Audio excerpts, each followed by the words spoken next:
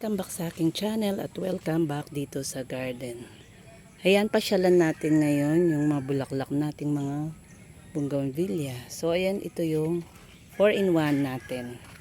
Meron siyang yellow, meron siyang white, tapos purple, tapos yung light pink. Ayan. So yung mga ID nila guys, di ko lang alam, pero alam ko to Hawaii white, Hawaii violet, kung di ako nagkakamali. Ayan, ito lemon ginda yellow, parang ganon. So ayan guys, di ko lang alam. Tapos meron tayo dito, ayan 3-in-1, itong white, tapos meron siya dito na pink.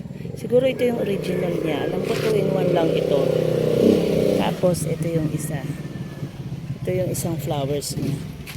So ito pa. So ayan. Tapos dito tingnan natin itong, ayan, ganda ng flowers niya. Tapos yung kanyang dahon ay manilaw-nilaw.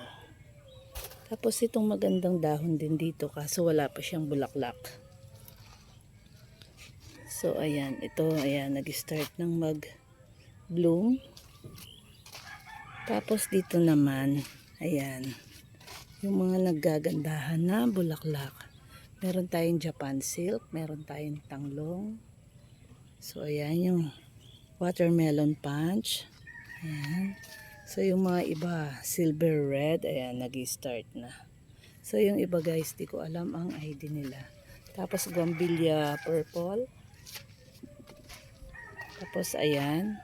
Tapos ito ordinary variety lang siya. Ayan. So tapos yun 2-in-1 siya. Tapos ito din grafted. At ito rin grafted. So ayan. So ito yung kanyang flowers. Tapos ito yung isa.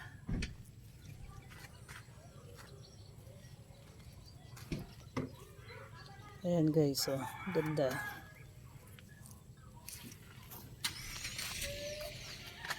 Tapos punta naman tayo dito. Ayan, punong-puno ng white.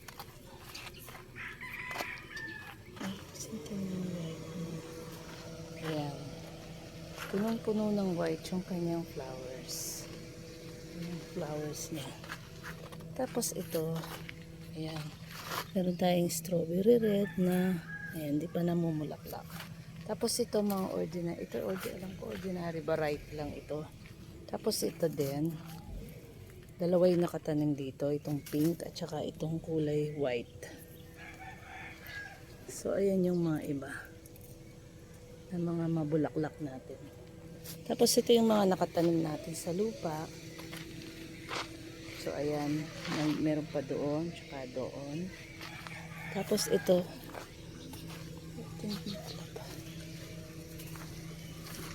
yung aking bawang. So ito yung mga mabulaklak natin dito. So ayan, tapos ito orange. Salisin natin yung mga damo niya. Tapos ito si Violet September. Ito yung bulaklak niya. Si Violet September. Tapos ayan pa. So meron siyang mga